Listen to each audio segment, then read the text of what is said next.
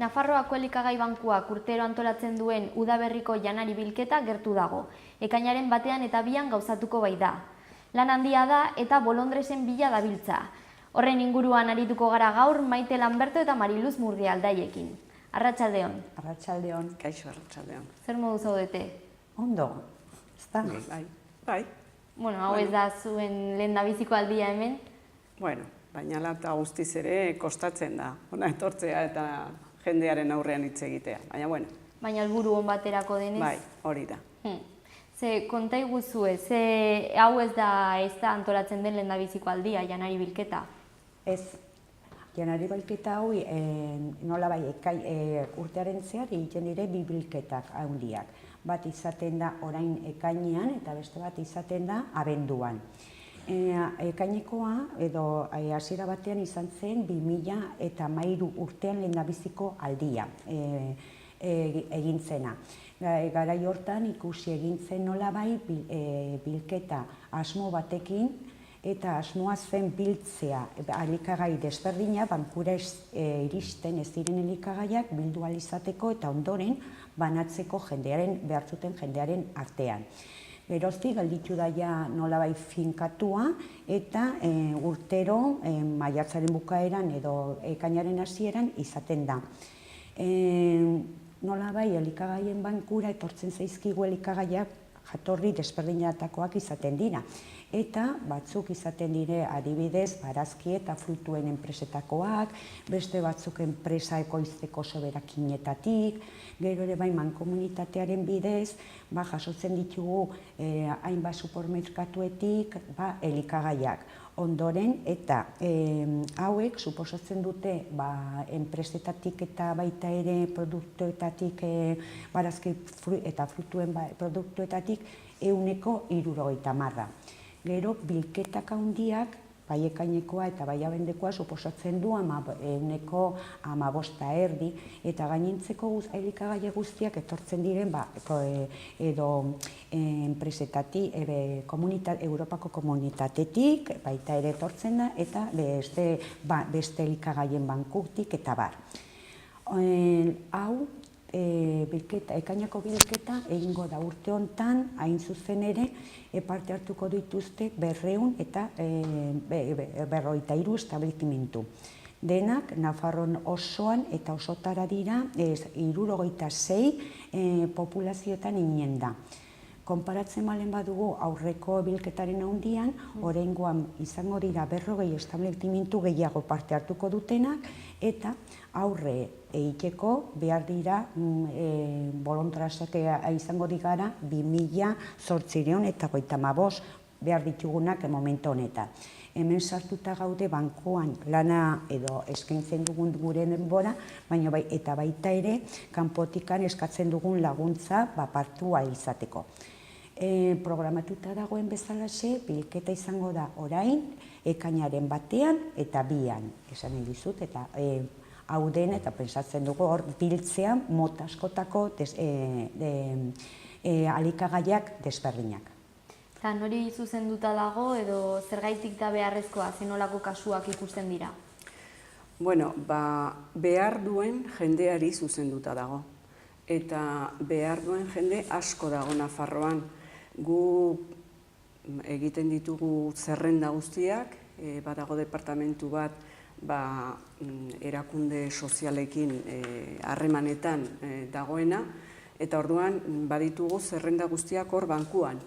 Hor izan ditugu gehiago, baina orain momentu honetan 28.000 pertsona daude, 8.000, ez da ailegatzen, 8.000 familia, eta horiek hartzen dituzte, guk jasotzen ditugun produktuak. Guk ez diegu ematen pertsona fisikoei baizik eta erakunde edo gizarte erakundeei baizik. Eta gizarte erakundeek beraiek egite dituzte banaketa beraien benefiziarioen artean. 3 motako erakunde daude. Batzu dira Caritas, parrokietako Caritas taldeak, beste bat izaten dira etorkinen elkarteak, Eta beste bat, udaletxeak eta gizarte zerbitzuen bidez, udaletxeek egiten dute banaketa ere. Gero eta gehiago udaletxeak parte hartzen dute horietan. Eta zergatik da beharrezkoa, ze Maitek esan duen bezala, bilketa hundian produktu desberdinak jasotzen dira. Ze enpresek ematen digute gauza pilo bat, produktu pilo bat, baina adibidez lakteok edo esnekiek, esnea eta jogurrak eta bakarrik horiek. Beste enpresa batzuk lekaleak, baina ez daude diversifikazio hori, ez? Eta bilketa hundian lortzen da hori. Produktu asko, mota askotako produktuak, gero familiei emateko. Eta nori edo ze kasuak, guk, klaro, ez dugu kasurik ikusten, baina erakundeek esaten digute nolako pertsonak joaten diren, ez? Lehen, orain dela urte pilo bat, hasi zenean, bankua funtzionatzen hasi zenean, ziren batez ere, edo gehienez, eta etorkinak. Gaur egun berriz, ez bakarrik etorkinak, etorkin asko joan dira beraien lekutara ere, gutxiago daude, baina beste perfil bat aurkitzen dugu Nafarroan, eta da hemengo jendea, eta ez bakarrik langabezian dagoelako, baizik eta lanean ari diren batzuk ere, hartu behar dituzte elikagaiak, ze badakigu denok dakigu ze soldata prekarioak irabazten ari den, eta bueno, hori ere aldatu egin da pixka bat, ez? Bueno, beharrezkoa dela argi eta garbi dago. Eta enpresak aipatu dituzu, udaletxeak nor gehiago hartzen du parte? Bolondresak, hiritarrek... Bai, bilketa hundian parte hartzen dute herritarrek, osea, herrikoek, hemengo Iruñan eta toki guztietan. Zeren Maitek esan duen bezala, 76 herritan egiten da bilketa. Orduan, claro, guk bankuan badago, banku barruan badaude departamentuak, bakoitza gauza batez arduratzen da, ez? Eta badago departamentu bat bilketa hundiaz arduratzen dena. Eta horrek egin behar duena bilatu voluntarioak, 2008 piko voluntario bilatu behar da, kanpaina bakoitzean, gero kartelak egiten ditu. Aurten egin du kartela, aurtengo kartela egin du arte eskolako ikasle batzuk, talde batek egin du. Eta leloa aurtengoa da gosea ezabat dezagun, holako zerbait, ez? Hori, kartela diseinatu eta margotuta guzti egin dute, baina gero guk egin behar ditugu imprentara eraman eta atera. Eraman, kutxa guztiak eraman behar dira, establezimento guztietara, egun horietarako datorren astebururako dena preste egon behar da. Orduan, departamentua lana handia dauka. Eta nola antolatzen zarete? Bueno, gero guk beti lanean ari garenok, hor bankuan, egiten dugu koordinatzaile lana. Orduan, niri adibidez, dagozkit 3 denda. Gertu da, 3 artean nahiko gertu daude. Eta nik lehenengo, bilatu behar ditut, edo harremanetan jarri behar naiz, voluntarioekin, banaka. Batzuk, nik 4 urte daramatzator, eta batzuk hasieratik daude eta gaur egun ere fijoak dira. Baina beste batzuk berriak, orduan harremanetan jarri behar naiz beraiekin. Eraman behar ditut establezimentutara kartelak, lehiatiletan jartzeko eta hola. Eta baita hor egon behar naiz 2 egun horietan. Osea, goizean, asteko, voluntarioak agurtzeko eta gero txanda aldatzen direnean, batzuk joaten dira, beste batzuk etorri, orduan egon behar duzu. Nahiko, bi egun horiek nahiko intensoak izaten dira. Baina, bueno, ongi, gustora. Ze voluntariok oso jende jatorra da, eta errazten dute dena. Bestalde ere bai, parte hartuko dute hainbat zentroetako ikasleak bilketa handi honetan. Ekainako bilketan gutxiago izaten dira, zeren kursoia amaitzen ari da, ikerakaslentzat sekulako lana, eta abenduko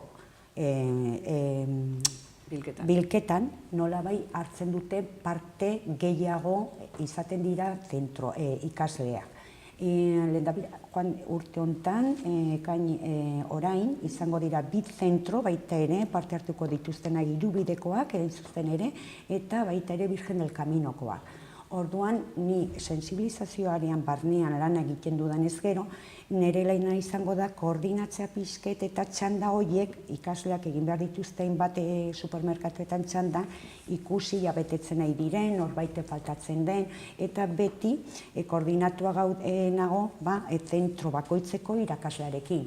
Zeren egia da ikasle hauek oraindik ez dute adina eta behar dute pertsona baten heldu nolabai gainean egotea eta responsabilitate hori aurrean izateko.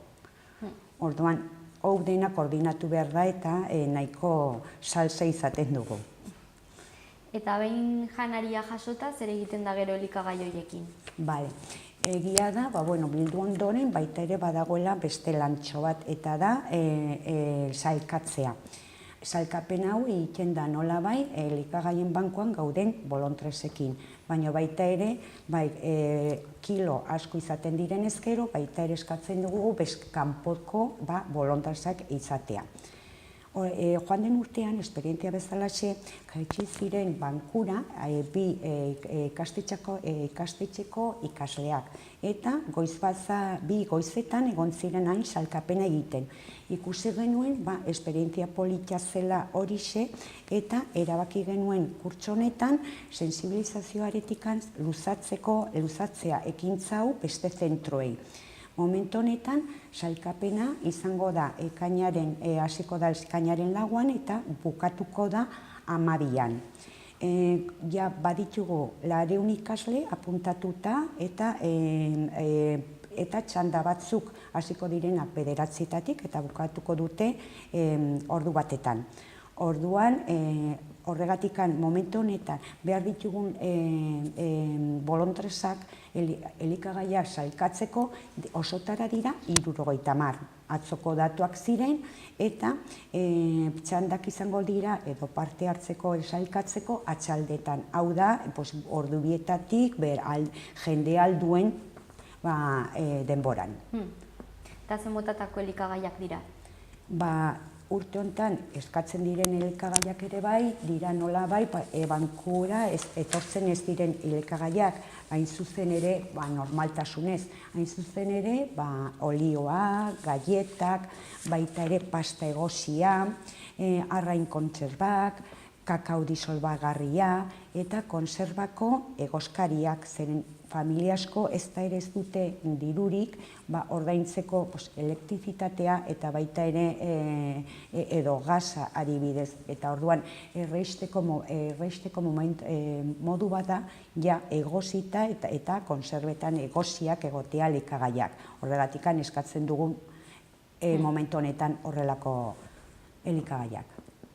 Eta aurreko urteak nolakoak izan dira jendearen parte hartzetik edo jasotako kiloen aldetik? Lehenago aipatu dudan bezalaxe, 2013an izan zen lehendabiziko bilketa egin zena ekainia, garai hartan maiatzan. Eta urte hartan bildu egin ziren 373.000 kilo. Gero, ikusi dugula adibidez, joan dela pixkanaka, batzutan jeisten, adibidez 2014an izan dira 254.000 kilo, 2015an igo zen eta iritsi ginen 351.000 kilotara, 2016an 2.288.000 kilo, Eta joan den urtean, baita ere ikusi genuen, jaitsera txiki bat zegoela, eta esan dezakegu 273.000 kilo. Egon gara pentsatzen, eta pentsatzen dugu baita ere, krisialaren ondorio bat izan daitekela, datu honen murrizketan egotea.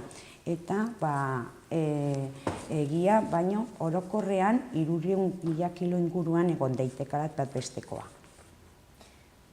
Zuei dagokienez, nola hasi zineten bolondrez moduan eta zerk bultzatu zizuen? Bueno, ni jubilatu nintzenean, pentsatu nuen zerbait egin behar nuela.